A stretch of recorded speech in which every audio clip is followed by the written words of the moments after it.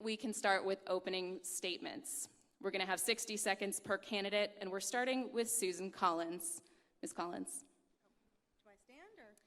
You can take that way. Yep. Okay, great. Hi, I'm Susan Collins, and I'd just like to make certain that everyone knows that I am a write-in candidate for this election process. And what that means is that when you vote for City Council, you will not see my name on the ballot.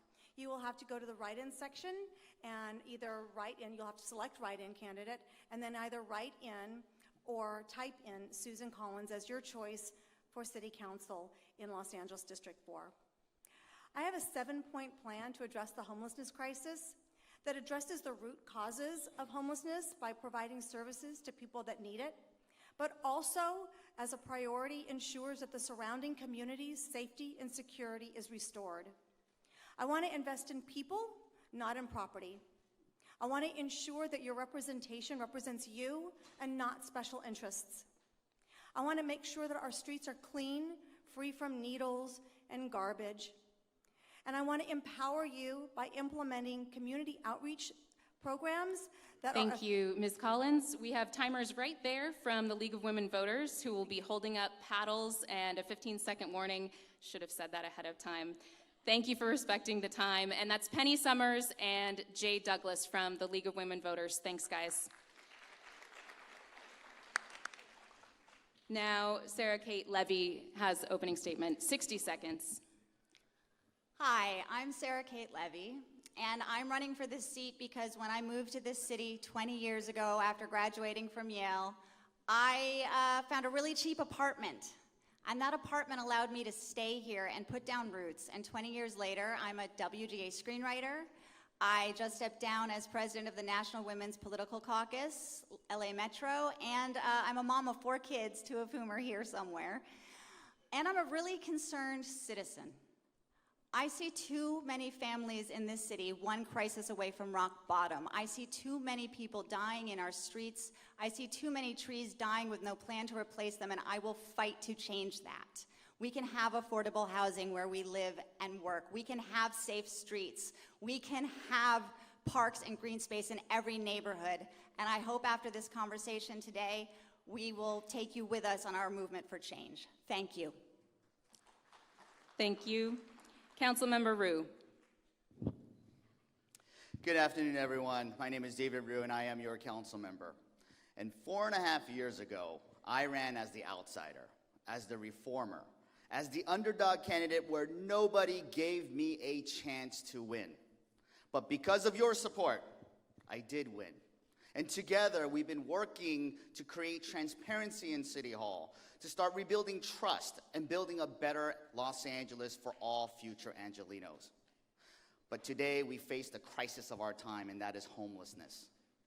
And homelessness, there is no one person or one solution that's going to solve homelessness. It's going to take all of us, community leaders, business leaders, elected officials from all levels of government working together. And that's what I've done in the past 4.5 years, working all across Council District 4 with all communities to solve all of our challenges. And that's why I'm seeking re-election and for your support, because I want to build on that progress that we have built. Thank you. Thank you. Nithya Raman. Hi, everybody. My name is Nithya. I'm the mother of twin preschoolers. I'm an urban planner by training. I have a master's in urban planning from MIT, and I've spent most of my career working on urban poverty issues, both in India with slum dwellers and a lot of work on homelessness in Los Angeles. My frustrations with City Hall's inaction on homelessness is what led me to run today. And the message of my campaign has inspired so much support. And today, I just want to say we've had hundreds of volunteers coming out and volunteering and knocking doors for us. We've had so many people calling and text banking. And I just want to invite you all today to join us, because I know that together we can build a more just, a more sustainable, and a more beautiful Los Angeles. Thank you so much. Thank you, and I have a message from the write-in candidate, Eric Christie, who's in the audience but chose not to participate today. And Mr. Christie says, "This message is from Eric Christie. Thank you to the forum for reading my statement, and thank you to the responsible voters of the 4th District for attending tonight. I won't be participating in the forum as a speaker, but I am attending as a spectator. I have a 3-minute clip I want everyone to see by typing my name into the search box on YouTube. And I just want to spell Mr. Christie's name. It's Eric with a C and Christie. I'm the only Republican choice for the 4th District, possibly in the whole city, and the only chance for real improvement. I am part of the Walk Away movement, and I encourage everyone in the room to walk away tonight and vote for me, Eric Christie, for real change and improvement. Our first question, we will turn back to Ms. Collins, Susan Collins, for the first answer. We will rotate down the line. First question is on homelessness. Unsurprisingly, many of the proposed questions we received from our stakeholders were about the ongoing homelessness crisis in Los Angeles. If elected, what is your plan to immediately and effectively address homelessness in District 4 and citywide? And you have 60 seconds. Thank you. I think one of the things that is missing from our current plans and why it's a failing plan right now is that we're not implementing plans of accountability. Los Angeles has to take a quick, hard look at our low barrier entry program. It's the primary reason that programs aren't working and people are pushing back against them. We absolutely must implement programs of accountability, and we have to ensure that every program that is implemented provides the surrounding communities with the restored safety, security, and cleanliness that they deserve. So a failure to do that is going to just continue to have what's called NIMBY pushback. Once we're able to provide communities with programs that restore their safety at the same time, we can provide programs that will be welcomed into the community. Thank you. Thank you. Sarah Kate Levy, same question to you, 60 seconds. If elected, what is your plan to immediately and effectively address homelessness in the district and citywide? Homelessness is absolutely a crisis in the city, and our city has failed to act as if that is the case. As many of you, I'm sure, know, homelessness in our district went up 53%, which was the largest spike in any part of the city.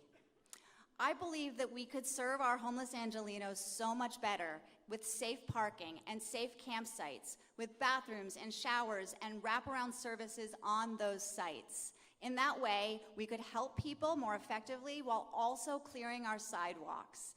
It is essential that our infrastructure be able to continue forward without damaging our small businesses, without making it difficult for us to traverse our streets. By supporting small business in this city, we will be able to generate more revenue for our budget and turn those dollars back into servicing homeless Angelenos, because that is how we pay for those services today.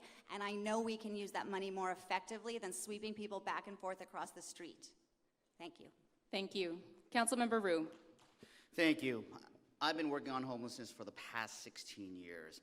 And I encourage everyone to go to my City Hall website where you can learn about the three-prong approach, as well as my recent legislation for charter reform so the City of LA could have a FEMA-like response when it comes to homelessness. But as I stated before, homelessness didn't happen overnight, and there is no one person or one solution that's going to solve it. It's going to take all of us working together. And past 4.5 years, that's what we have begun to do, all of us working together. That's why Council District 4 has 8 projects for homeless housing in our district alone, 3 completed with 5 underway, and that only occurred because we worked together to help identify, to get support, and to make it happen. Thank you. Thank you. Nithya Raman. I worked at City Hall briefly in 2014 and looked at our city's response to homelessness at that time. I've also seen what it's like for so many residents in our neighborhood through the work I've done through the Sela Neighborhood Homeless Coalition, which I helped to found. What I have found across the board is a massive gap between the rhetoric of urgency that comes out of City Hall saying that this is the most important crisis and the reality that meets most homeless people when they are living on the streets. The reality is that when people become homeless in Los Angeles, it is almost impossible for them to get off the streets. I'm proposing that we transform how we provide services in Los Angeles, that we create neighborhood access centers where people have the opportunity to develop relationships of trust between caseworkers and people who are homeless that can actually get them off the streets. In fact, through the center we set up in Sela, we've actually housed 7 people just in the last 2 weeks. Thank you. Thank you. Next question on the same topic of homelessness. And the first answer will go to Sarah Kate Levy. While we pursue compassionate solutions to this crisis, how will you simultaneously address the valid public health and safety concerns of residents and businesses who are frustrated by debris-ridden streets and often feel endangered in their own communities? And you have 45 seconds for this question. As I said, is that on still? There we go. As I said earlier, I believe safe parking and safe camping allow us to move people off our sidewalks and service them better. And when we do that, we can ensure that our sidewalks are clean and clear, and that restaurants can operate their outside cafes, or that there aren't trash dumps piling up in alleys. I talk to so many business owners in this city who say, I don't want to wake somebody up in front of my door in the morning. I feel terrible for those people, but it's making it horrible for me to operate my business. What can you do to help me? And I believe that by servicing people better in safe parking and safe camping, we can help those people and our small businesses thrive. Thank you. Councilmember Ryu, same question, balancing public health and safety concerns of residents while addressing homelessness.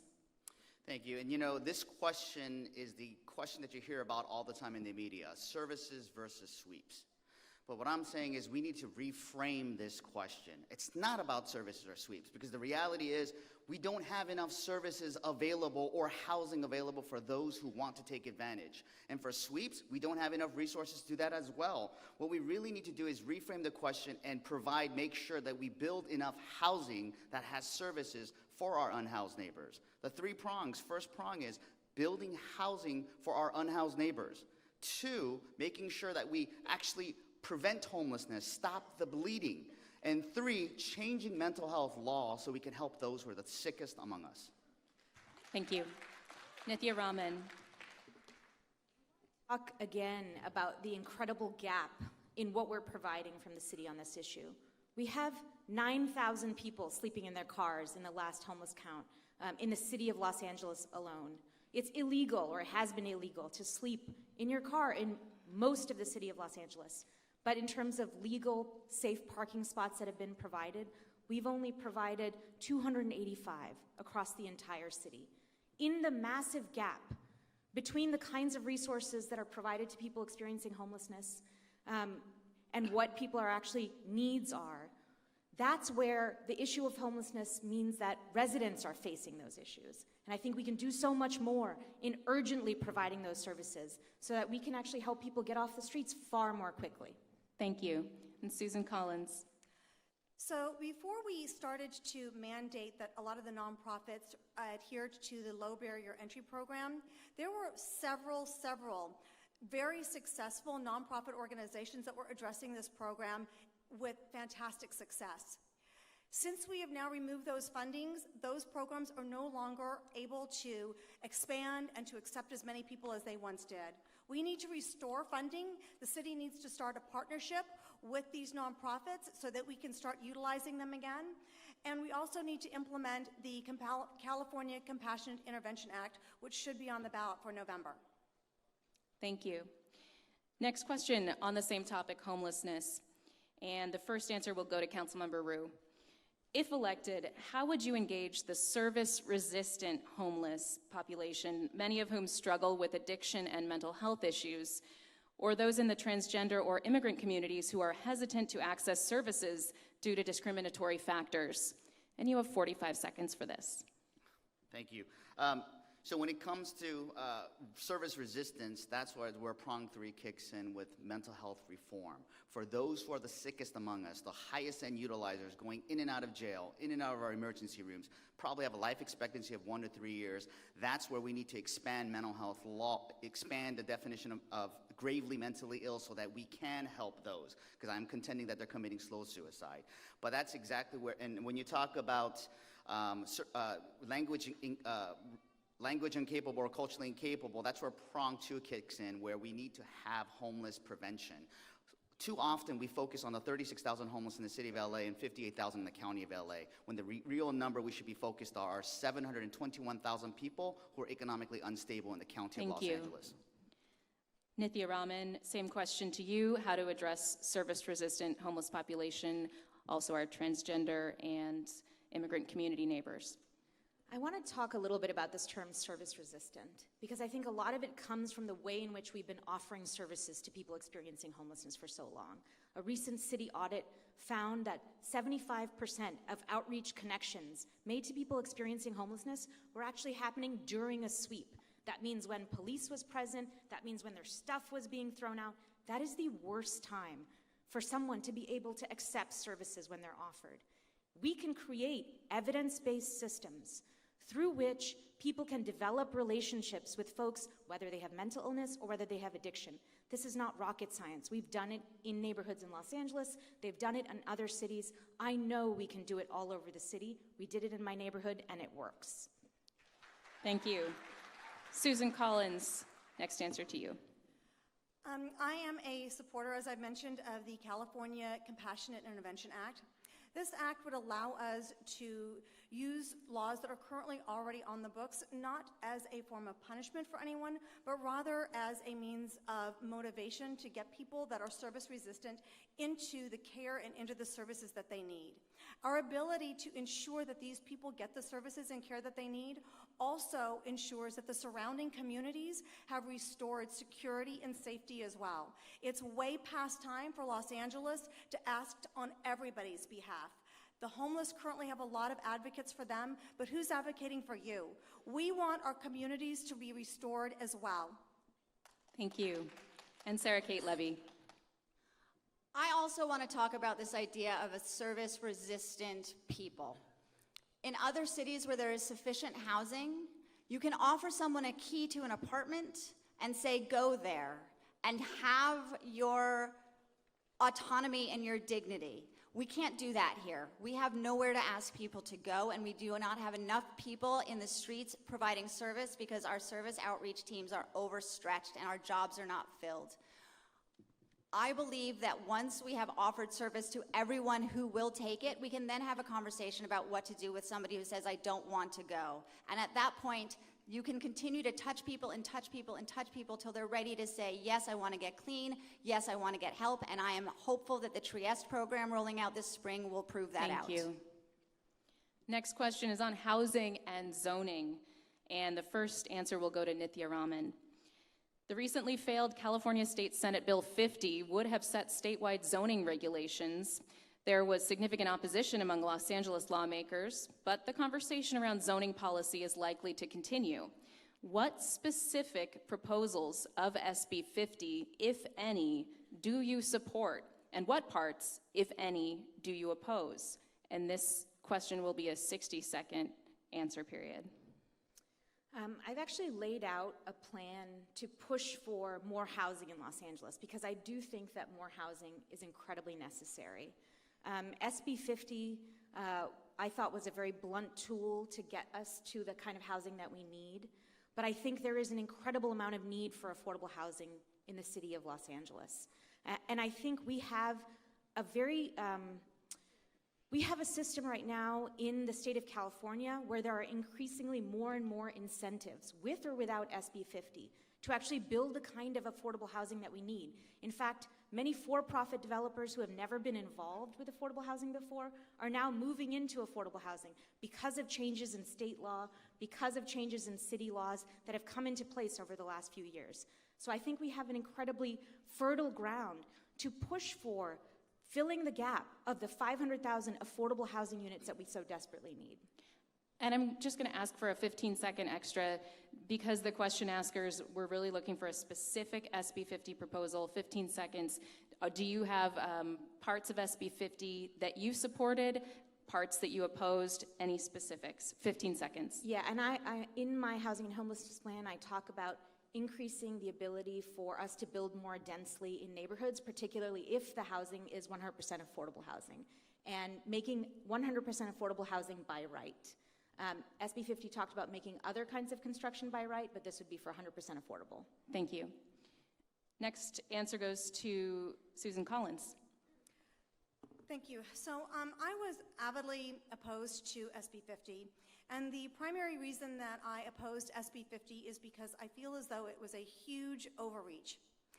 Sacramento does not speak for the entire state. They cannot speak for every individual community. I'm a huge proponent for ensuring that each community has as much control over what happens in their community as possible. While I agree that we can increase density, it absolutely must be done in a way that allows communities as much input and as much say on how that happens. We cannot just turn everything over to what works in Sacramento does not work in Toluca Lake, it does not work in Hollywood, it does not work in Sherman Oaks. We absolutely must retain local control. And again, just specifics on SB 50. Was the entire bill something that you did not support? 15 seconds added to this? That's very brief. I did not support SB 50 in any way. Okay. Sarah Kate Levy, next answer goes to you. 60 seconds. So we're having this conversation today because we have a major, major housing crisis in this city that is the result of the fact that our council has failed to act to resolve it. And that's why Sacramento keeps coming down with plans to make us solve the problem. And by digging in our heels and refusing to engage in that fight, we are going to lose our voice in this process. Here are the things I really liked about the last draft of SB 50. I liked that they gave us 2 years to make our own plans and say we can do it without Sacramento getting in our way. I liked that SB 50 protected tenants. You couldn't use SB 50 to empty a building and redevelop it if people lived in it. We don't do that here. I liked that you couldn't use SB 50 to build in fire zones. We don't do that here. I liked that you could have a duplex or a triplex or a fourplex in your neighborhood because personally, I'd rather live next to a 3,000 square foot triplex with 3 families in it than a 7,000 foot McMansion with 1. There's so much we could have done, and I would as council member. Thank you. Councilmember Rue. Thank you. I opposed SB 50, and I led the charge in the City Council to oppose SB 50 because while it tries to tackle the housing crisis, what it really doesn't do is what we really have in the City of LA is not a housing crisis, but an affordable and moderate income housing crisis. SB 50 failed to have enough inclusionary zoning for affordable housing or moderate income housing. It failed to protect existing affordable housing stock. It failed to protect renters. And don't take my word for it. This is why every single renters' rights advocacy groups, low-income community groups, all opposed SB 50. And you know, the problem with SB 50 is it's a stick-and-stick approach. It's not trying to work with us. A 2-year moratorium to tell us to do what they want us to do is not working together. I would have loved to have seen some sort of incentive approach where they help us try to build, because we do have a housing crisis. We do need to build more, and we can't do it alone. We need the help of Sacramento, whether it's a new type of California redevelopment agency. We need to work together hand in hand to solve our housing crisis. Thank you. This next question comes from the Bel Air Beverly Crest Neighborhood Council. Short-term rentals, including Airbnb, have proved controversial. Some feel that they negatively impact neighborhoods and exacerbate our housing crisis. Others contend that the last year's short-term rental ordinance is hurting those who rely on their homes as a source of supplemental income.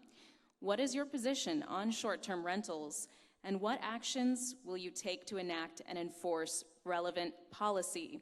And this first answer goes to Susan Collins. You have 60 seconds.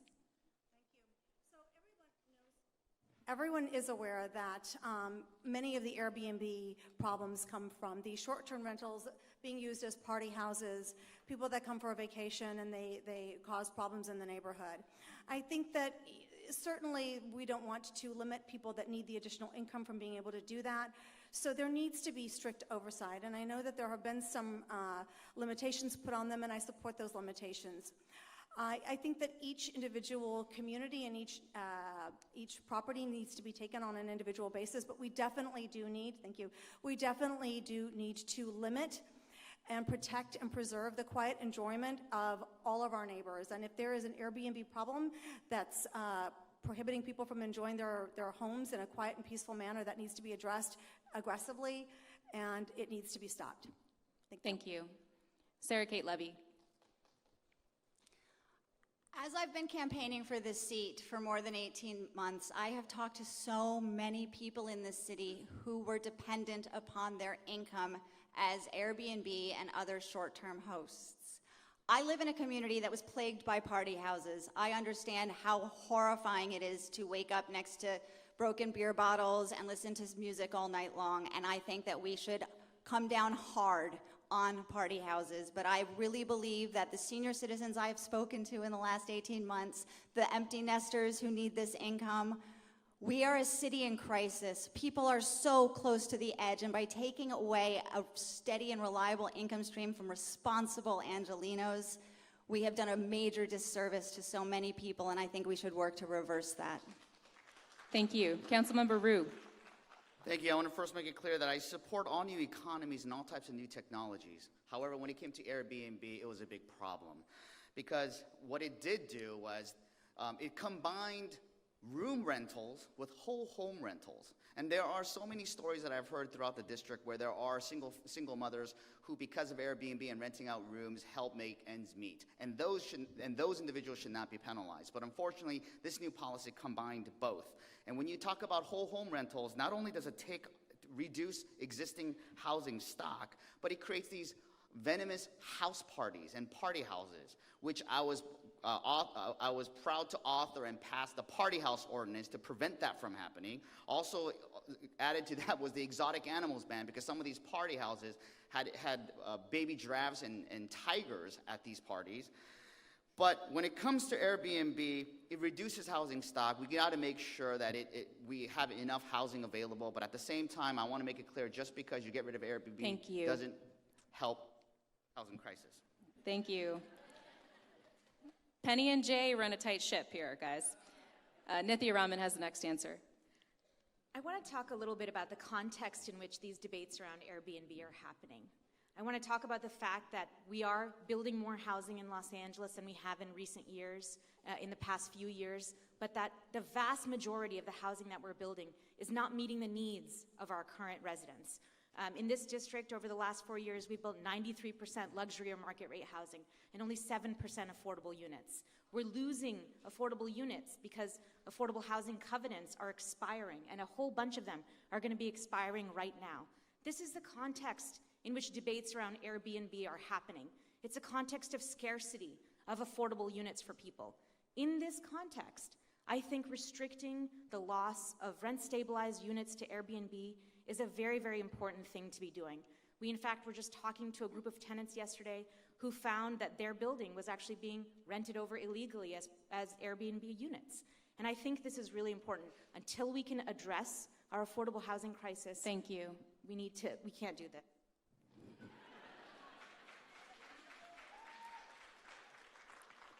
Also on housing, and the first answer will go to Sarah Kate Levy. This has a 45-second answer period. And the question comes from the Hollywood Hills West Neighborhood Council. Stakeholders are critical of LA's record in both historic preservation and insufficient new housing planning. There is a deficit of available units, but longtime residents are simultaneously frustrated by a lack of aesthetic design review for proposed projects. How would you address these conflicting priorities at the same time? I believe that we can have new housing stock that maintains the character of neighborhoods. We have, throughout the history of this city, built multifamily units and towers and single-family homes in neighborhoods and ensured that design continued forward. There's frustration in a lot of neighborhoods in this district because they have specific plans and design review boards, and the things they send to the city get ignored and the rules get ignored. And I believe if you have a DRB and you have a process, you should have faith that your city will back you up. Thank you. Councilmember Rue. I believe in historic preservation, and I believe that we have to know where we're from to know where we're going. And I have a perfect record when it comes to supporting historic preservation. And An added benefit to that is it turns out that most of these buildings that are historically significant often happens to be RSOs or more affordable units. And that's why it is a double win in those cases, and this is why it's important that when it comes to building housing, it's not just building more housing and affordable and moderate income housing, but it's also preserving existing affordable housing stock, especially when there's an historic significance. Thank you. Nithya Raman. Can you repeat the question, actually? Yes. So this is about the situation with insufficient new housing. This question asker says there's a deficit of available units, but longtime residents are simultaneously frustrated by a lack of aesthetic design review for proposed projects. How would you address these conflicting priorities at the same time? I think there is a real need for new housing, but I think this question and a lot of the questions that come up around planning for new housing come out of a context of deep distrust in Los Angeles between residents and City Hall. And I think that distrust comes from, for decades, the only people who have funded City Hall races have been the real estate industry. They have been the ones who have plowed money into City Hall campaigns, they've plowed money into candidates, and I think unless we take away a lot of real estate influence from City Hall, ideally through publicly financed elections, we will not have a context through which questions around design can be discussed in a context of trust between residents and people who are responsible for maintaining these rules. Thank you. And Susan Collins. So I would like to encourage community involvement in this process, and we can do that by strengthening our community outreach programs. As it is now, so many residents and community members don't even know how effective their voice really can be. And I agree with Nithya that there is a loss of trust and faith.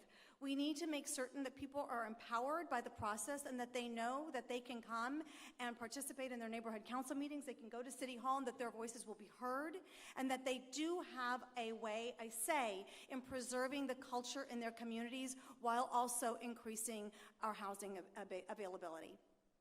Thank you. The next question is also on the subject of housing. And this first answer will go to Councilmember Ryu, and you'll have 45 seconds. Los Angeles has one of the country's lowest rates of home ownership, and purchasing a home in CD4 is prohibitively expensive to many middle-class earners. Additionally, new apartment development rarely includes units priced for the middle class. What policy changes would you advocate to address middle-class housing concerns? I feel that it's catered to me because I've recently introduced and I've been working on for several years the need for moderate income housing. This is where I need your support to make sure that we pass in the City Council so that we have incentives to developers to build more moderate income housing, workforce housing for our teachers, firefighters, and construction workers. Because right now, people making $40,000 to $80,000. Because right now, the people who are building these buildings can't even afford to live there. And as it was stated before, 91% of 80,000 units that were built in the last 5 years have been luxury. Only 8.5% were affordable. And when it comes to moderate income housing, 0.5%, 430 units out of 80,000 were moderate income. That's where the problem is, and that's where I'm working to make sure we have clauses and incentivize to build for that. Thank you. Nithya Raman. I think if we can build more housing, we can actually get more moderate income housing. Part of the reason that we've had a situation in Los Angeles where we've had extremely expensive housing being built is that a lot of the rules around housing here have meant that there's very few plots that are available for development. I think if we can open up the rules, particularly in neighborhoods that are rich with transit, that are near bus lines, that are near train lines, where we can increase density without necessarily increasing building height or changing rules around setbacks, if we can reduce parking requirements for the kind of building that we're doing, we will actually incentivize the construction of far more units that are affordable to the middle class. And as the supply of these units grows, we'll actually get cheaper housing over the long term. Thank you. Susan Collins. So I would like to expand the Section 8 and the voucher program so that it broadens the scope of who is eligible. I don't think that you should have to be in absolute poverty before you're eligible for subsidies. I think that we should expand that to on a sliding scale, and I think we should also have a feature in there that also attaches the amount of subsidies that you get to the proximity of your housing, your proposed housing, to your work environment. If we're able to do that, if we're able to provide more subsidies, depending if you are closer, and it would eliminate your need for transportation, we can accomplish two things. We can add more housing, and we can also reduce our carbon footprint at the same time. And Sarah Kate Levy. One of the reasons we see so much expensive housing going up in this city is that it is very difficult to build anything else in this city. And we have to remember that the people who control what we build here and control the zoning and the land use are our council. Our council should be incentivizing 100% affordable builds, speeding them through permitting, letting them get away with less and less parking, and saying, go now, go fast, because we're losing our affordable housing as the covenants expire. But we should not keep putting affordable housing on the back of the market rate developers, because we're seeing they're not delivering it back to us. And the more we ask, the less they will build. In Santa Monica, they asked for more affordable units than we already ask in this city, which is 18 to 25%. Santa Monica asked for 30, and building stopped. The next set of questions is on the environment, and it's my pleasure to welcome a John Marshall High School student to ask the first question. This will start first with Nithya Raman, and you'll have 60 seconds. And that student is 11th grader Linda Yoon, who is co-president of Sunrise JMHS. So welcome to Linda.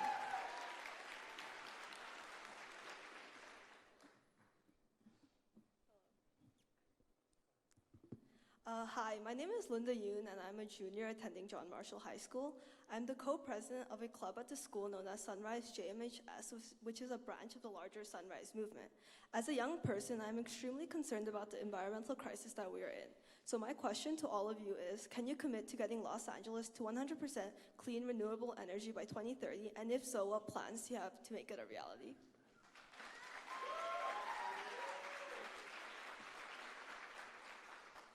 Nithya. I'm very happy that you asked this question because I'm actually the only candidate in this race that's been endorsed by the Sunrise Movement in Los Angeles. And we've laid out an environment plan on our website that talks about a number of aggressive environmental goals that we need to meet to address climate crisis in the most urgent way. One of those is getting to 100% renewables. And I want to talk about Los Angeles's incredible asset, which is that we have our own municipal utility. We own the DWP. So we can actually set an aggressive timeline for us to get to 100% renewables by 2030. We can empower those within the DWP who want to get to that goal. We know that we can do it through two kinds of means. We can do it through distributed solar programs, and we can do it through investments in big solar projects like the one that we just invested in Eland, which actually generated cheaper energy for us than our natural gas investments. So we can get there. Scientists know exactly how, and we have every tool in our toolbox that we need to get to it quickly. We just have to want to do it. We have to feel that urgency, and we have to commit to those aggressive goals, not 2045 as the city has now committed to.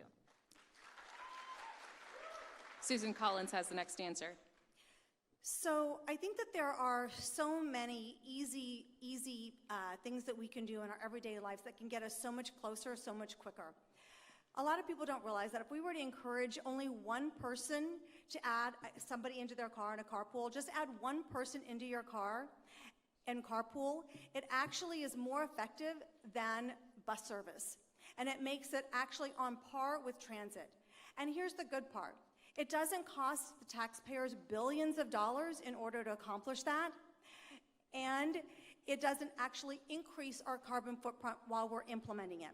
One of the problems that I see in the city of Los Angeles is that we're constantly implementing solutions that in the process of building out that solution worsens the problem. There are a lot of things such as doing this. We need to protect our green spaces. Right now, with the homelessness crisis, with everyone in the park, we're dumping, with the amount of people that we have on the streets, we're dumping over 17 million pounds of toxic waste into our soil and into our waterways. We Thank you. absolutely must protect our green space. That hammer comes down pretty fast there, that stop sign. And just really quickly, 15 seconds, yes on committing to 100% clean renewables by 2030, or do you think that the city's goals 2045 are sufficient? I would love to say that we could make it by an earlier date, but I think that it's a lofty goal, and I think we can certainly aim for that, but I think it would be probably the later date. Thank you. Sarah Kate Libby. I think it is possible to get to 100% renewable by 2030. I think we have to get incredibly serious, however, about a holistic plan to get there. I've been running on a platform of housing and transit and trees because for me, housing density and increased transit will allow us to stop pumping as much carbon into the air as we are now, and increasing our park space and replanting our urban forest will let us suck down the other carbon. One of the opportunities we have with housing density is to build out our own microgrids on the rooftops of our taller buildings. I have spoken to workers at the DWP union who are normally very against clean energy, and what I've been told by people in that union is we just put solar powers on the top of every building downtown, we'd have a microgrid in place today that could provide all the power you needed downtown. Just as the state is saying all new home construction should have solar panels on top, I believe we as a city should be saying all buildings should have solar on top. Thank you. And Councilmember Rue. Thank you. You know, I'm very proud to have joined the mayor and as well as the Los Angeles City Council to adopting the Green New Deal. But whether it's 2045 or 2030, it's too slow.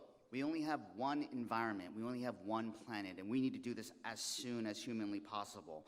And in the City Council, whether we're closing down coal-fired plants, investing in clean energy and solar, but it's also thinking outside the box. It's about how do we increase access to our parks while decreasing congestion and pollutants. It's about making sure that we, and I've been leading on rebuilding our urban forest, investing in our urban forest, and I've been leading on that as well. And I'm one of two council members who even had the courage to vote against the DWP. So it takes all of us to work together, and that's why I've been endorsed by the Sierra Club, the California League of Conservation Voters, environmental champions like Mary Nichols, Eric Garcetti, and so many more. Thank you. This next question is also on the environment, and it comes from Friends of the LA River. First answer will go to Susan Collins. You have 45 seconds. Please share your plans for reducing plastics and shifting the culture of waste in the city of Los Angeles. So I am a supporter of an organization called Now, which implements several, again, very, very easy things such as telling people when they deliver food, you don't need the plastic utensils. We don't need the styrofoam containers. There's a lot of things that we can do to reduce our waste. Reusing all of our plastic bags, obviously. The plastic straws, we've already implemented that. So there's a lot of very simple things that we can do on an everyday basis that will help to reduce that. Thank you. Thank you. And Sarah Kate Libby. So I bring my trusty water bottle everywhere. I believe the thing that most of us end up spending most of our single-use plastics on are these water bottles. And by investing in infrastructure in this city that allowed us to have water fountains in every public place where you could refill the same way that we are putting EV chargers all over the city so you can tank up, we could get so many people off these and on these. We have a serious problem in single-use plastics because we have nowhere to recycle them in this state. We've closed down all of our recycling centers, and China's not buying this stuff anymore, and this is gas. This is just gas. So by ensuring that everywhere you went, you could bring your own containers, restaurants, grocery stores, other countries, other cities do this, and we could do it too. And Councilmember Rue. Thank you. You know, I'm proud of the fact that over 10 years ago, I worked for Supervisor Yvonne Burke, who was the champion and led on the plastic bag ban, and that was over a decade ago. Here in the City Council, we've even went further, and my colleagues and I all voted and supported to make sure we have a plastic straw ban. But we're going even further, especially with the mayor's Green New Deal, and it's not necessarily public information yet, but banning of plastic bottles. And whether, and we'll be in full support, and whether it's starting with all major games, but eventually we want to phase out all single-use plastic bottles in the city of LA. And when that legislation comes forward, I'd be supportive of that. Nithya Raman. We actually had legislation at the state level that was supposed to prevent the use of single-use plastics at the state. I want to just talk for a moment about why that ban didn't move forward. And that was because companies that were interested in that industry spent a lot of money to make sure that those laws didn't get passed. And I think unless we are very clear that those same companies will not be spending money in City Hall here to push against the kind of legislation that we desperately need, we will not get the kind of urgent action on things like single-use plastics that we need to get to. So again, I think publicly financed elections, I think making sure that we get corporate money out of City Hall is so essential to achieving these goals. The next set of questions is on transportation, and this question comes from the Central Hollywood Neighborhood Council. 60 seconds will be your time, and Sarah Kate Levy, you have the first answer. 236 people died in car crashes in Los Angeles in 2019. More than half were pedestrians.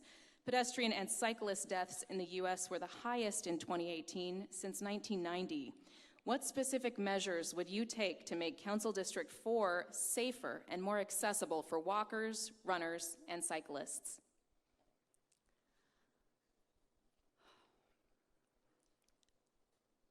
I think every day about the people who are dying in our streets. Only a few weeks ago, we lost a sheriff's deputy who was helping a woman across the street. District 4 has a lot of high injury network locations in it, and we need to do way more to slow traffic in our streets, to make our streets friendlier to cyclists, to build out protected bus lanes. The more we can do to narrow our streets and ensure that they are not highways. When I walk through this district, I talk to so many voters who go, can you get me a stop sign? Can you get me a crosswalk? What can you do to make sure they're not drag racing past my house? And for me, that means rebuilding our infrastructure to say that we prioritize people and going safely across our city more than we prioritize people flying down our roads. And I will pledge to fight every day to keep every Angelino safe, make sure kids can walk to school, make sure cyclists can bike. Thank you. It's very important to me. Councilmember Ryu. You know, I fully support the City of LA's Vision Zero plan, and we in the City Council has made it a priority in funding and execution, and I'm committed to making LA safe for all. And you know, whenever we have issues with safety, I want to make sure I work with the experts. And when it comes to pedestrian safety, when it comes to all of our streets being safe, whether it's widening sidewalks, whether it's additional lights, bike lanes, protected bike lanes, bollards, or continental crosswalks, I use every tool in my arsenal to make sure that we make it safe for pedestrians, for cyclists, and making sure that we have safety for our students and parents and everyone who's walking, and making sure our community is walkable. Thank you. Nithya Raman. We have plan after plan at City Hall that talks about safer streets. We have a bike plan from 2010. We have a first-last connectivity plan from the Metro that talks about getting pedestrians and bicyclists to train stations. We have a mobility plan, 2035, which also talks about this, which talks about building out a network of protected bike lanes across the city. Yet, over and over again, these plans go unimplemented. Council members from across the city have simply not built these plans out. And this is because every time you take road space away from cars, a small majority of voices speaks out against that. And I think what we have in LA is a demonstration through the extent of support from Measure M, through the extent of activism that we've seen around safe streets, is that the majority of us want better. So that's why I'm excited about this election, because so many more people are going to vote in this election because it's overlapping with our federal elections. And I think we can say we want to take back our streets. Thank you. Susan Collins. So I absolutely support and would thoroughly enjoy a more walkable and bikeable city. But I'm also aware that it's not appropriate for every area and for every neighborhood. And I don't think that we can seriously have a conversation about reducing our carbon footprint while also increasing situations that increase gridlock, anxiety, and with that gridlock, of course, comes a greater carbon footprint. We have to be realistic. We have to implement protected bike paths and walkability in communities where it's appropriate, where it's safe. But we have got to look at the overall picture, make certain that they're done responsibly in neighborhoods and communities where they're appropriate, keep people safe, don't create additional gridlock, and therefore also create a greater carbon footprint. Thank you. Sarah Kate Libby. Oh, I'm sorry. You I started, started. right? Okay, we're moving Happy on. to expound on this at length. Thank you. This question comes from the Hollywood Hills West Neighborhood Council. GPS apps like Waze have created significant traffic issues on the narrow roads in hillside areas. How would you mitigate this issue? And Councilmember Ryu has the first answer. You have 45 seconds. Thank you. This is a thorn on my side issue where I've been working closely with all the various neighborhoods on especially cut-through traffic. As everyone knows, GPS technology, this is a private technology where we can't necessarily dictate what they can and can't do on public streets. But I've worked with the city attorney to bring a lawsuit against Waze. Because you know what? When it comes to these GPS technologies, they were supposed to help us mitigate traffic as well as make it safe, not increase it and make it unsafe, which is why I partner with the city attorney to push, and I've met with executives time and time again to try to make sure that they are more cognizant of the neighborhoods that they're directing traffic towards to make it safer and friendlier for all. Thank you, Nithya Raman. I want to talk a little bit about why we have so much worse traffic in Los Angeles these days. And I think there's two real reasons. One is that we haven't invested as much as we need to in the kinds of bus service, in the kinds of public transit access that we need to actually get people out of their cars and into transit and into other modes of getting around the city. We also have not built enough housing here, so people who are working in Los Angeles can't live in Los Angeles anymore. And so they're driving more and more from further and further away to get to work every day. That's the context in which this discussion is taking place. So I think we need to definitely do a much better job of advocating for residents vis-a-vis Waze, but we also can do so much more to reduce traffic overall and reduce the need for Waze at all. Susan Collins has the next answer. So I know that this is an ongoing issue, and it's an ongoing issue for almost every single community in Los Angeles. And so I actually spent a good bit of time speaking to a couple of the programmers for the mapping apps. And what they told me is that there are some relatively easy ways that you can redirect traffic. You can put no left turn between this certain times, no right turn between this certain times. In my neighborhood in particular, when that has happened, it's only pushed it back further and created additional gridlock. The reason for that is because they weren't strategically done. They weren't done in an effective way so that it stemmed the issue from both sides. I think that nobody knows your communities better than you do, and I want to partner with the communities to talk to you and say, what do you think? You drive this every single day. What do you know would work for you? Let's work with you. Thank you. And Sarah Kate Levy, it is now your turn. So I think we all live in this shared crisis of gridlock and Waze pushing people through our neighborhoods, and those of us who use these technologies live with a whole other set of challenges. In the short term, the way you alter the GPS technology in your neighborhoods is to put up new infrastructure signage saying these roads, left turn, right turn, exactly what Susan was saying. But in the long term, the problem is how do we create better choices for Angelenos to travel around this city, be it on protected bus lanes and protected bike lanes, in short-term city shuttles that get you first mile, last mile to your trains? How do we make it so those of us who want to travel differently will leave the roadways and allow people who want to stay in their cars to travel like that? Thank you. Next question, also on transportation. Nithya Raman will have the first answer, and you'll have 45 seconds. Effective public transit is a critical factor in addressing transportation, environmental, and housing issues. While planned expansions of LA's rail system are great, they also take a long time to implement and are expensive. Many Angelenos don't consider buses a viable option. What changes would you advocate for in order to improve the LA bus system and encourage ridership? I think there's two things you can do to make buses so much better. First of all, I love buses. I've taken them all my life, and I want to take them more. But it's really hard to take buses in LA because the two buses that come closest to my house for most of the day come once an hour. That is way too infrequent. We have to make sure our bus network is extremely frequent, that buses come every 10 minutes and maybe even more during rush hour. We also need to make it faster to go in buses through dedicated bus lanes that make it faster to go in buses than sitting in the rest of traffic.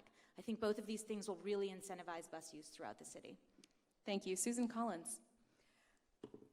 So as I mentioned before, I think that what people don't realize is that just by adding one person to a carpool reduces our carbon footprint dramatically. And in fact, it's better than the bus service.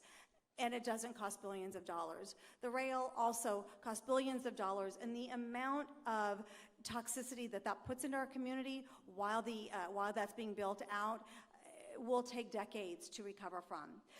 One of the things that we also need to do is we need to create a structure for mom and pop local businesses so that people can actually live, work, eat, and participate on a smaller level so that they don't have to travel, they don't have to commute as far. If we can create and really nurture those local businesses, our communities thrive. Thank you. Sarah Kate Levy. I love the bus. I also ride the bus as much as I can, and I agree that the challenges are convenience and accessibility and reliability. On the city level today, we could ensure that we had dash service in every single neighborhood and that it ran every 10 minutes, not every 45. I will advocate for protected bus lanes on every street that used to have a streetcar. We used to have the best transit in the nation, and we could have it again with protected bus lanes across this county. And in a simple way, benches, shade, lighting, even, just a sign saying we're gonna move the bus in 3 weeks on the side of the bus bench so that when the service changed, you knew where you were going to go. There are so many strategies we could undertake, and one of the reasons we're behind is we sold our rights to doing this to private. Councilmember Rue. Thank you. To directly answer your question about buses, we need to make the buses cleaner, we need to make them safer, we need to make them more user-friendly, and we need to make them more convenient, which leads us to the bigger problem. It's the first and last mile problem. People want to take the bus or take the metro subway, but the problem is, how do you get there? How do you get from my house to the bus stop or the subway station? Even when you drive there, there's not enough parking there. This is why we need a multimodal strategy and a whole ecosystem, which is why I've been the champion and the leader on new technologies like dockless bikes and scooters. I know some of you guys are annoyed by it, and I'm not saying that's going to solve the entire solution, but it's a piece of the puzzle. Because for every younger person who's on a dockless bike or scooter, what are they not doing? They're not driving, they're not on an Uber or Lyft. And this is where I've also championed autonomous vehicles. Thank you. And this is where smart growth comes into play. Next question is on public safety. Susan Collins, you'll have the first answer, and that's a 60-second question. And it comes from the Greater Toluca Lake Neighborhood Council. Sidewalks in Toluca Lake were recently demolished in order to upgrade streetlights on Riverside Drive. This work was to be completed before Halloween, but is still ongoing. Deprioritized sidewalk repair adversely affects communities, especially disabled stakeholders. How would you ensure the city and contracted vendors complete projects on time? And how will you hold them accountable if they fail to meet deadlines? So sidewalk safety is one of my primary concerns, and it's my primary concern because I actually have a mother that is confined to a wheelchair. She requires a wheelchair for mobility. If there are trees, if there are broken sidewalks, they need to be addressed immediately. Also one of our biggest concerns is the homeless that are constantly blocking the sidewalk. Our city as a whole needs to aggressively pursue making certain that all of our sidewalks and all of our public areas are available with ease and comfort to people that have disabilities. If the sidewalks are not being addressed in a timely manner, there has to be an open line of communication with your council members, with your city council, to ensure that you have a way to file a complaint, and that they must be responsive. That's their job. It's their job to be responsive, and you need to hold them accountable for that. Sarah Kate Levy. I love that we're talking about this today because only this week a constituent in Toluca Lake came to my office in Sherman Oaks and said this sidewalk's been broken for months. And I called the council office and I'm trying to figure out who the contractor is because I feel like I could get the contractor to move faster than the city does. I believe that it is the job of the council office to be tracking repairs in your neighborhood, tracking all projects, all service calls. When you make a 311 call, we should be taking the case number item and helping you project manage it. But I believe that if you have a city contractor whose work is too slow or has disappeared, just the same way as you would at your own home, your contractor walks off, you yank that contract. Contractors not doing good work in this city should not retain those contracts. Councilmember Rue. Thank you. When it comes to infrastructure repair, I am just as frustrated, which is why 4.5 years ago when I got elected, I've been advocating since then, even to this day, the need for our Office of Construction Coordination. It is exactly what it sounds like. Our city still doesn't have that, and it's up to us to even make sure that all of these repairs get done. But it is even, what I am proud of is the fact that I was able to increase and make sure and advocate for an increase in funding for our infrastructure repairs and street repairs by adding $25 million to street repair, $7 million just for concrete streets, including now having a repair program for failed streets and a repair program for concrete streets that haven't been touched in 90 years.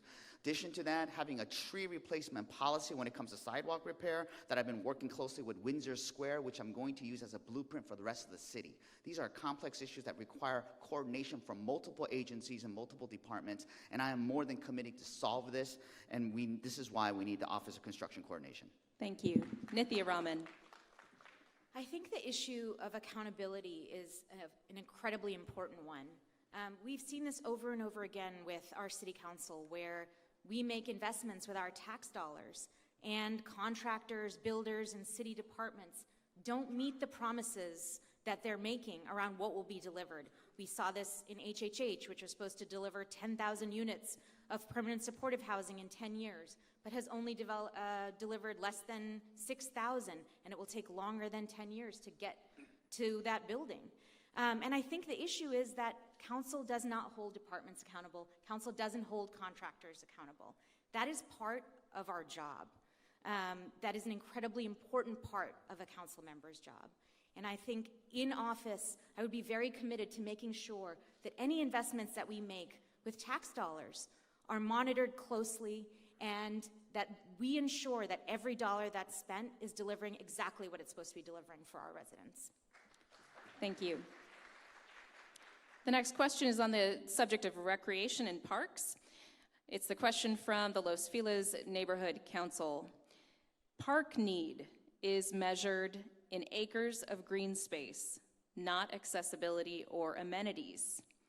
This classifies many CD4 communities as low park need because they are near Griffith or Runyon Canyon Park, leaving them underserved in the quality and number of usable facilities. How would you allocate funds and advocate for more recreation facilities in our communities? And the answer goes to Sarah Kate Levy first, and you have 45 seconds. I believe that every community in our district should be able to access a park within walking distance so that you don't have to get in your car. One of the strategies we can undertake is clawing back some parking in this city. We have 18 million parking spots countywide for 5.5 million cars. That space could be taken back for recreation for us. I believe that we should take the fence down at Rowena Reservoir, and that should be accessible for people. That is an easy strategy, and I support all of Silver Lake Forward's efforts to make sure that we have recreation and a people-friendly experience at Silver Lake Reservoir as well. Councilmember Rue. Yes, I think park access is very, very important. Growing up as a child, living in a two-bedroom apartment, we did not have a front yard or a backyard, and it was once in a while when my parents took us to Griffith Park, where I was able to run like a child. And it's very important, and I've never forgotten that, and that's why I'm so proud that we've refurbished and built 5 new playgrounds, purchased directly by the City of LA or partnered with nonprofit organizations to purchase additional acreage to enlarge our parks, whether it's some land in Laurel Canyon, whether it's Runyon Canyon or Griffith Park. I've been a supporter of Measure W, but more importantly, in our communities, I am proud of the work I've done with LAUSD for a joint use, because we have a lack of space in the City of LA, but one piece of property that's not being used are elementary schools where they're open lots, and we want to make sure Thank we you. come up with an idea. Nithya Raman. Man, they really cut those mics on time, don't they? We've got a tight schedule. Nithya Raman. I think we can definitely do a much better job of utilizing our existing park resources in CD4, whether it be the Rowena Reservoir and opening that up, whether it be making sure the Silver Lake Reservoir is accessible for everybody around it and has a variety of uses in it. But I also want to talk about the city as a whole, because council members vote at large. And I also want to say that CD4, relative to the rest of the city, is park rich. So as a council member, I would advocate for more use of parks and better use of parks within our district, but I also want to make sure that the whole city has access to parks, particularly in neighborhoods where they have none right now. And I think that that's an extremely important role that we should be pushing for. Thank you. Susan Collins. So I also would really like to advocate for the open use of the Rowena Reservoir. It's absolutely absurd to me that that's not available to the members of this community. I'd also like to ensure that any new construction is, the part of that plan is that incorporated is green space for each area, for each new construction project. I also want to advocate and make certain that the parks that we do have are kept clean and safe and usable for our families, because right now they're not. Most people I know with families have stopped taking their children to the parks. We need to ensure that those parks are kept safe and clean and create more additional green spaces with all new construction. Thank you. Next question is on the topic of business, and it comes from the Silver Lake Neighborhood Council. The first answer will go to Councilmember Rue, and you will have 45 seconds. How would you address increasing commercial lease costs and the decreasing representation of small businesses in our communities?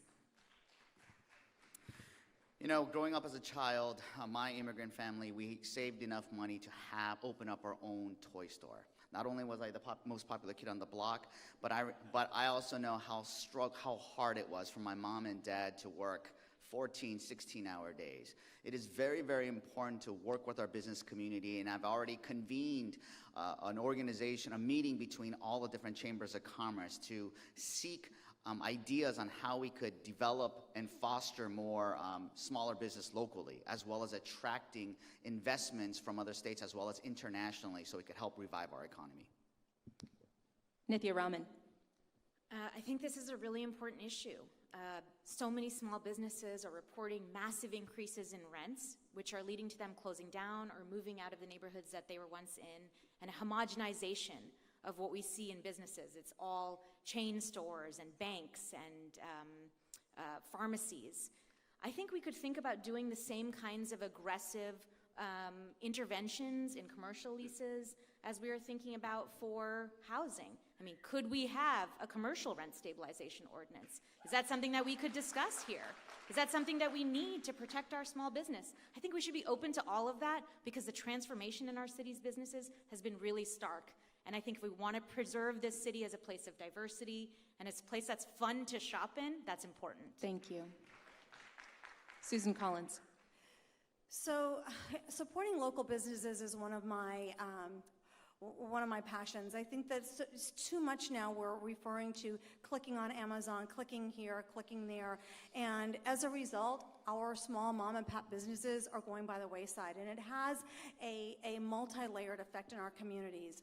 We need to do things by, for instance, AB 5 that just happened, really hurts small local businesses. Prop 13 that is also coming down the pack also is going to have an effect on small local mom and pop businesses. We need to make certain that they are aware of their relationships with their local Chamber of Commerce, and the local Chamber of Commerce should do more to support and do everything they can to help our small businesses thrive in our communities, because they are the lifeblood of this community. Thank you.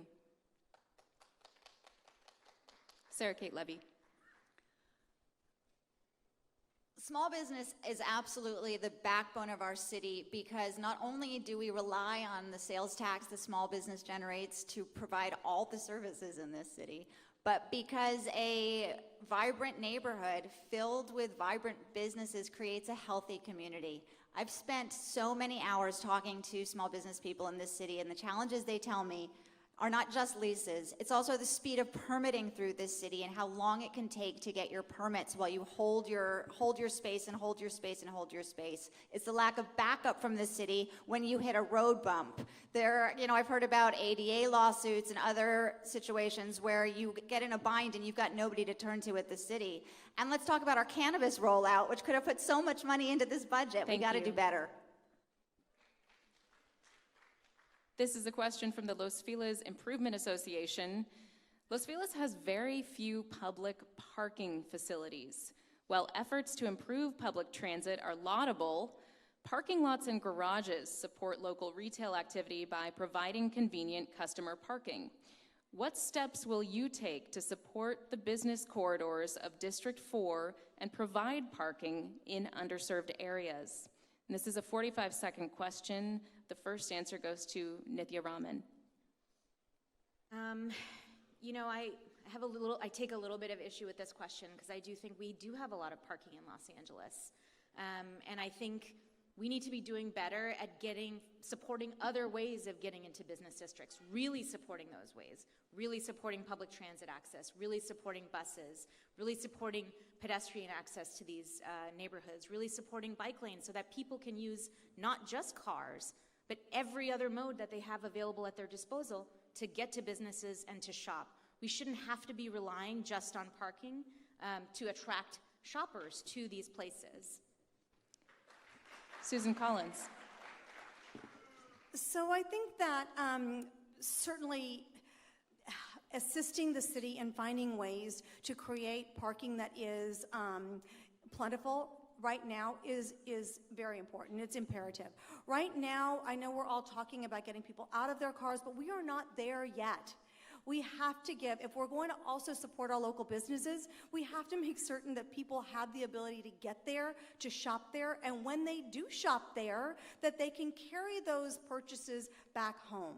We're also not taking into account that, there is an elderly population here that may not always feel comfortable taking a bus or a Razor scooter to the local grocery store. They need to be able to park a car. They may not want to ride a bike. They might want to take their car and pick up their groceries. Penny and Jay, do you guys take Razor scooters anywhere? No? Sarah Kate Levy. I live in this neighborhood. I circle the block. I'm gone, I'm back, okay. I circle the blocks, I understand the challenge, but I do believe that we will have less pressure on our parking in these neighborhoods and in Silver Lake and in Los Feliz when we get serious about local transit. When we have dash buses that are convenient, people will ride them to the shops. When we have protected bike infrastructure that is safe and contiguous, people will ride them to the shops. Now, you don't want to ride your bike, you don't want to ride your bus, great. We're going to get on the buses and the bikes for you, and if you still want to park, it will be copious because we're not circling the block looking for those spots. Councilmember Roop. Thank you. This is the one area where developers and I always agree on, and that's more parking. But unfortunately, this is where we unfortunately pit neighborhoods and businesses together. And this is where smart growth needs to be more implemented in a proper way. When it comes to smart growth, it's basically we want to create an environment or a neighborhood where you live, where you work, and where you play, where you shop. But the problem is, right now, too many bills in Sacramento and locally is where it says, just because you build on a subway or a metro station doesn't mean that everyone's going to take it. We got to make sure we incentivize properly, have more affordable and moderate income housing, working class families who are actually taking public transit be afford to live in those units. Thank you. This next question is on education, and we're welcoming another John Marshall High School student to ask it. Her name is Sofia Olivares. She's an ambassador for the Marshall Student Wellness Committee, and she is a senior. Welcome, Sofia. Hi, good evening. So my question is, how can the City Council support the LA Unified School District? This is a 60-second question, and the first answer goes to Susan Collins. I believe that the public education system in Los Angeles obviously needs a serious look, because not all communities are being served equally. We need to ensure that every community, regardless of socioeconomic status, is provided with the equal opportunities, and that's not really currently happening. Unfortunately, I think taxpayers as a general rule are a little weary. We've had a lot of taxes come our way, and they've been promised to go here, they've been promised to go there, and as a result, when taxes come up that say they're going to go towards the school system, they're saying no. And they're saying no because what they want is they want the school system to go back, sharpen their pencils, balance their checkbook, and then tell us where the deficiencies are so that we can address those appropriately. And I have to say that I agree with that. There is a lot of wasteful spending. We need to stop the wasteful spending. We need to make certain that the teachers that are actually producing the best results are paid, and that they are paid really well. The education of our children. Sarah Kate Levy. The LA City Council does not generally deal with LAUSD issues. They are separate entities. And as far as what I can do to support LAUSD is I can ensure that we build enough affordable housing near our schools so that our families can stay near their local schools and our teachers can live near their local schools. I knocked on a door in Sherman Oaks last week with a woman who teaches in Eagle Rock. That's not right. Further, I support the schools and communities first proposition, because what I know of that bill is that we need the funding for our schools and our municipal governments. And by closing the loophole that is allowing 6% of our commercial properties in this state to scam our system and steal from our communities, we will be able to fund 78% of the revenues coming in. And it is important that all of us here support that and return money to our schools. And I'd just like to ask folks not to cheer or boo from the audience, please. Again, this question from Sofia Olivares was, how can the LA City Council support LAUSD? Next answer is Councilmember Rue. Thank you. I support the school and communities first, and as the split role. We need to reverse Prop 13 to make sure that our local governments and schools in particular gets the funding that it needs. But I'm also proud to have championed and led the way to make sure that we fund our after-school programs that were not funded, that were curtailed for the past several years, working with LA's Best and everyone else. But more importantly, I'm so proud of the program that we're launching this coming September of children's savings accounts that has been proven in other states and cities all across the nation, where it shows that a $50 savings account in the first grade increases college acceptance rates by 4-fold and college graduation by 3-fold. Now, how does it do that? It's an idea of planting the seed to tell young individuals that you can go to college, makes them go to college. And in LAUSD, where 80% of our students are under the federal poverty guideline and 17,000 students are homeless, this program is not just a college-bound program. It is a homeless prevention program. It is a crime prevention program. It is a poverty prevention program. Thank you. Nithya Raman. There are so many issues that face families of students at LAUSD. We don't directly deal with LAUSD decisions in the city of Los Angeles, but we can help protect those families in such powerful ways. We have 30,000 eviction filings a year in the city of Los Angeles, something like 500,000 evictions over an 8-year period in LA County. We can help families from losing their homes quickly and effectively, and we can help students who are facing real housing insecurity make sure that they are secure and able to attend school and do their best. We can do this by providing a lawyer for families who are facing evictions. That helps people stay in their home 84% of the time. We can provide emergency rental assistance to families who are in danger of eviction.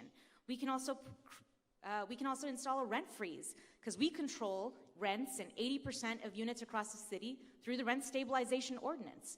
This is all within the power of the council to do. We haven't taken this action so far. Okay, we're down to the final 3 questions, and I have the 2 submitted questions as well. Those are included in the final 3. Just a little teaser, the very last question is about wildlife in CD4, so that's fun. This question is from the Hollywood United Neighborhood Council, and Sarah Kate Levy, you'll be the first answer. This is a 60-second question. If elected, how would you work to support and empower volunteers of your constituent neighborhood councils? Slightly self-serving. Hollywood United Neighborhood Council, I see you. Oh my. All of you neighborhood council people are just, the hours you put in, the amount you have to learn, the rules you have to follow. I do not envy you those roles, and I am so grateful that you undertake them. I believe that, honestly, there should be some per diem attached to these positions. I believe that you should be supported in community outreach. I believe that we should be bringing more of the community to you, and the department that oversees these councils should be helping you go into your communities, providing you more funding to do outreach and bringing people back, because you are the front lines of the communities and you bring that message to the councils, and we need to be able to ensure that you get to do your work as well as you can. And right now, the amount of work you do for so little glory is just thank you. Councilmember Rue. I am so proud of my work with the neighborhood councils, because you know what? To this day, I am the only council member to have been a neighborhood council board member themselves. I know how hard and how much work you guys put into it, and we have worked together to do reforms that have been done in 10 years, rollover of funds, I mean, you name it. But more importantly, you know I work with you, and I will continue to work with you in my next term. For any neighborhood issue, I make sure they go in and consult with you first. Every developer in town knows before they come to my office, they should go and talk to their neighborhood council. And I am proud of that fact. I will continue on that record. I will continue to work closely with you, because you are what makes this city great. You and your involvement is what makes this city strong. Thank you. Nithya Raman. As a member of the Silver Lake Neighborhood Council's Homelessness Committee and the co-chair of it for the last few years, I've been deeply involved with the work that neighborhood councils do in Los Angeles, and it is a lot of work. It is from my involvement in the neighborhood councils that we actually started the Sela Neighborhood Homeless Coalition. It was a bunch of people from different neighborhood councils across the area that have come together and continue to do the work of addressing the needs of people experiencing homelessness in our part of the city. What I would love to do is to work with neighborhood councils to make them places where so many more people could come in and volunteer. These could be focal points for places in our community where residents could come in and have opportunities to serve others in their community. Right now, they're not really structured well to do that, and I would be pushing for reforms that made them really centers of volunteerism and giving back to neighbors and building community in Los Angeles. And Susan Collins. So ideally, what I would really love to see that would serve 2 purposes, actually. It would empower the neighborhood councils by empowering the communities that you're serving. Right now, when I canvass neighborhoods, and even in my own neighborhood, what I know to be true is that the vast majority of my neighbors and the people that I've canvassed don't even know of the neighborhood council's existence. And that's a shame, because through the neighborhood councils and the city council is what's forming what happens in their community. And it's not until something happens like, oh, by the way, there's going to be a multiplex built 2 doors down from you, or oh, by the way, there's a homeless shelter being built 2 blocks away from you, that then they look up, oh, wait a minute, what happened? So if we're going to empower you, we need to empower our communities. And we're going to do that with community outreach, aggressive and effective, non-biased and truthful community outreach, so that the surrounding communities are engaged with you and feel compelled to participate with you. And that will create a community that we all feel better about and will empower all of us. And this next question is one that was submitted today from this audience and was selected by a vetting committee of the League of Women Voters. It's going to be a 45-second question, and the first answer goes to Councilmember Rue. It's on the issue of traffic. Bronson Canyon and Lake Hollywood are completely overrun with vehicle traffic due to the closure of the Griffith Park entrance off of Beechwood. How would you address this ongoing issue? Thank you. This is the issue I've been working closely with all communities in the Beechwood Canyon area and beyond for the past 4.5 years, and I could easily say I've had hundreds of meetings, myself and my staff, on this issue alone. And this is where, if you go to my website, you can learn about the Dixon study and the 29 strategies, because it's not just a Beechwood Canyon and a Hollywood sign issue, it is a whole regional issue. That is why we have 29 strategies that we developed working closely with the community, getting all of their inputs, and every single idea has been included. And this is where we're executing, where you saw the launch recently of the Griffith Park line, where we will have an electric city-run bus that will go all throughout the entirety of Griffith Park to increase access to our park, but decreasing traffic, and eventually we're going to extend it to the next phases to connect all of the neighborhoods as well as neighborhood parks. Nithya Raman. I think this issue, like so many other issues that I've heard about in this run for City Council, requires some decisive action. I feel like too often we respond to problems like these, like traffic in Beechwood Canyon, with more studies, with 29-point strategies, with delayed responses. And I think what we should be doing is investing and taking action on issues, quick action that can actually relieve problems and make sure that we are reducing the amount of traffic in these communities, because I think it's a real problem for pedestrians and a real problem for cyclists in those areas, and I'm fearful of the accidents that will result with the kind of traffic burden that they're facing. Susan Collins. So one thing that I know for sure is that oftentimes the solution is worse than the problem. And what I've encountered in my own community is that this gridlock has increased, and it's increased with every solution that has been put forth. And what I know to be true is that every member in my community can look at the problem and go, oh my God, what were they thinking? If they just did this, if they just did that. Why is the city not, in a meaningful way, partnering with community members to find easily and effective solutions that can be implemented now? And that's so simple, and we can do it today, we can do it tomorrow. It's effective. You know your community better than anyone else. You know how this can be fixed better than anyone else. Let's work with you to implement solutions for your neighborhood. Sarah Kate Levy. I live in the impacted communities. And for many years, the stress of the traffic and the gridlock and the cigarette smoking in our hillsides has put a lot of us in fear across the surrounding canyons to the Hollywood sign. And what was interesting to me as I started talking to my neighbors in other impacted communities was how everybody's feeling was the council has not done enough to ensure that people have a safe and accessible way to access the park. I support a plan that will draw people to safe, accessible services. I support the Ford Trail hiking path. I support a true tourist attraction in Griffith Park like the Warner Brothers gondola, and I believe that the money we could generate in a public-private partnership with that park could build a land bridge in Griffith Park and help our lion find a girlfriend. Okay, last question, everybody. We made it. 20 questions for 2020. And this first answer will go to Nithya Raman. It is a 45-second question on the topic of wildlife. Coyotes have become an ongoing safety concern for many residents with children and animals.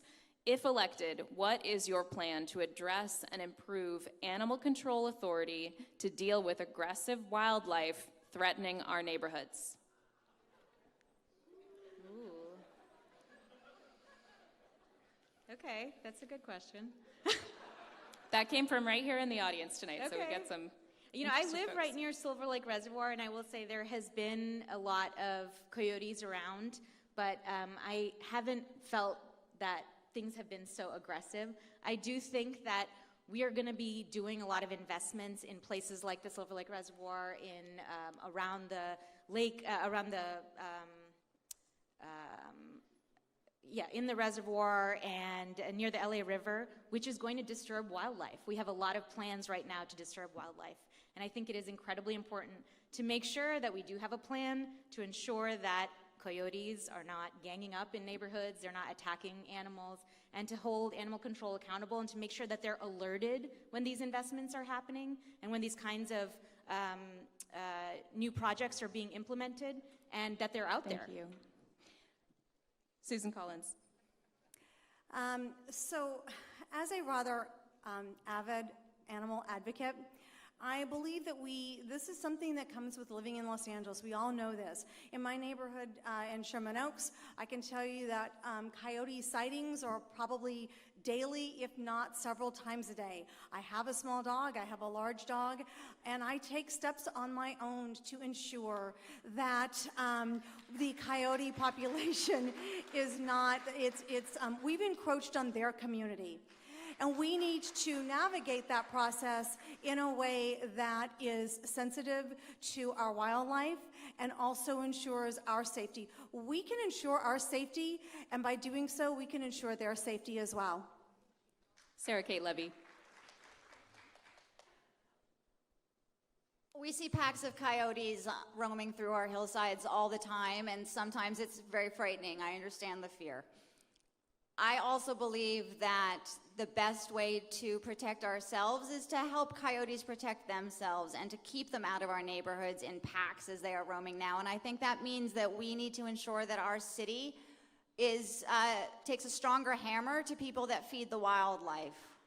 We should take a stronger hammer to people that let their trash pile up in their homes. We should ensure that we're not making a situation where the coyotes go, it's lunchtime all the time on our front lawns. There are ways to encourage animal life to move another way, and that is by ensuring that our streets are kept clean and our neighbors know not to feed the packs. Thank you. And now it is time for closing statements, everybody. Oh, I'm so sorry, council member. I do not want to forget your answer about the coyote question. My apologies. Please. Thank you. And you know, it is very, very traumatic when you have your pet, your loved one, one of your family members being snatched up by a coyote. And this was a crisis that happened 4.5 years ago, and actually it was to a more severe degree because there was lots of droughts going on. And a lot of the coyotes up in the wilderness were basically starving and thirsty, and they were coming down. We had coyote sightings as low as down as Windsor Square, Hancock Park. So I know this is a big issue, and this is why I made sure that we funded our animal care control. When I got elected 4.5 years ago, we literally had one person for the entire district. It's also about increasing education and letting people know that coyotes, if you treat them, they're wild animals. If you treat them like a pet, they aren't scared of human beings. We got to also lock our trash cans and have other means where coyotes don't see easy food. I hate to cut you off because I almost tried to cut off your whole question, but okay, now it is time for closing statements, and we are going to go in opposite order from the opening. That means Nithya Raman is starting out, and these are 90-second closing statements. I want to just thank you all for coming today and for listening through what is an incredibly long session. I want to talk a little bit about why I decided to run at this time. When I was dealing with homelessness in my own neighborhood, when I was looking at our housing crisis, what I saw over and over again was a council that has incredible powers. Los Angeles City Council has incredible powers. We have a weak mayor, strong council system. We have 15 council members that each act as mini mayors. And I saw over and over again that these individuals were looking away from their powers to push us in the direction that we need to move to in Los Angeles, to move aggressively towards caring for our unhoused residents, to move aggressively to protecting residents who are on the verge of eviction, to making sure our skyrocketing rents can actually, we can actually stop skyrocketing rents in many ways, to making sure that we're actually building the kind of housing that we so desperately need. We need affordable housing. We need deeply affordable housing. And we have to be using every tool in our toolbox to make sure that we're getting to the outcomes that we need to get to, that we're addressing climate crisis again with the urgency that we need. This is a moment in Los Angeles where we have an opportunity to look away from the politics of complacency, of corruption, of cynicism, and to work together to build the Los Angeles that is just and sustainable, the Los Angeles that we deserve. And I want to invite you all to join me on that journey. Thank you. Councilmember Ryu.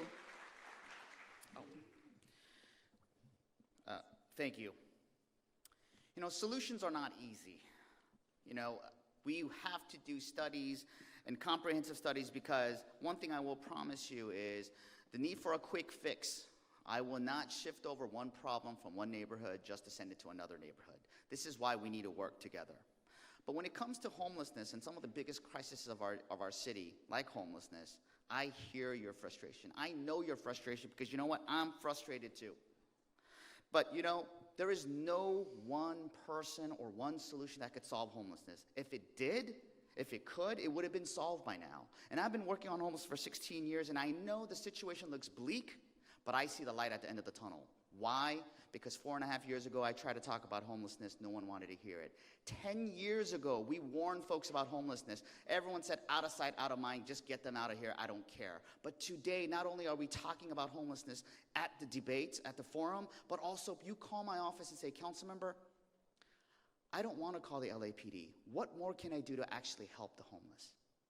This is an opportunity here. With this crisis is the opportunity for us to not just help our unhoused neighbors, but actually go to the root of the problem and solve homelessness for 5 years and 10 years. Because homelessness is not just a mental health crisis. It's not just a housing crisis. Homelessness is a poverty crisis. And together, we will be able to solve it. Sarah Kate Libby. Well, first I want to thank all of you for coming to this today. I want to thank all the neighborhood councils, the Los Feliz Improvement Association, our moderator, the league. I'm a leaguer. I'm also a mom of 4 kids. And as a mom of 4 children, I cannot sit back and watch our city slow boat on issues that are important to my family as they grow and build their own families in this city. And what that means to me is we must fight for affordable housing for me today and my children tomorrow. We must fight for safe streets where my kids can walk down the sidewalk or ride a bike on the road. We must fight for trees and park space so my kids don't grow up choking on our bad air. We can do all of this. Other cities are doing it, and we have the playbook. I'm not running so that I can go to city council and take 15-0 votes. I am not running to make short-term decisions that will leave us in long-term pain. I am running because I love this district. I have lived here 20 years. I have never lived anywhere else. I fell in love in this district. I rented my first apartment in this district. I bought my home in this district, and I have chosen to raise my 4 kids here. And I am not afraid to show up every day and fight for this community I love. And I know this has been a short conversation tonight, and we've talked about things in tiny sound bites, but my team and I will be outside for as long as it takes to have a longer conversation with anyone who'd like to talk more. Thank you so much. And Susan Collins. Thank you also again for coming tonight, for being engaged in this process. Being engaged and informed is imperative. I also decided to run because of the homelessness crisis. And what fueled me was that when I turned to our city for answers, I wasn't really given any. And when I would ask repeatedly, what about me? You know, special interests have plenty of people talking about them and covering for them. The homeless now have a lot of advocates for them, and that's great. But what about the rest of us? What about the rest of us whose kids just want to go to the park? What about the rest of us that just want to take our dogs for a walk without having, things thrown at us or stepping in feces? Who has my back? Who has your back? There's a huge segment in the middle that has been completely overlooked. And when I went for answers, I didn't get any. So what I want to do is I want to make certain that you have representation, that I have representation, that the community has representation, and that representation is indicative of your views. I'm not running to implement my vision for your neighborhood or your community. I'm running because I want to ensure that we create a pathway for you to have non-biased information delivered to you in a way that you actually receive, and that you can then convey your interests back to the council office, and my vote will always mirror your views, not my opinion. That's not my job. My job is to represent the communities that trust me and elect me. Thank you. Thank you.